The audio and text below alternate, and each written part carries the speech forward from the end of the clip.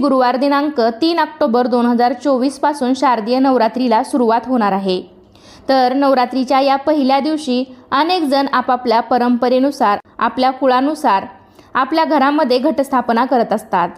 घटस्थापना केल्यावरती प्रत्येकालाच असं वाटतं की आपले घट हे अतिशय चांगले आणि दाट उगवावेत।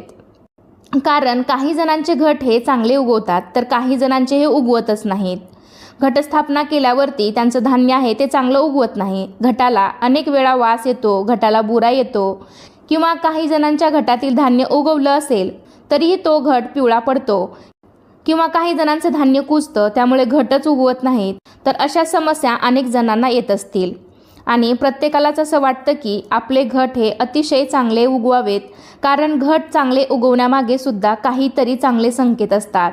कारण अशी मान्यता आहे की आपला घट जेवढा चांगला आणि जास्त उगवेल तेवढी जास्त आपल्या घरात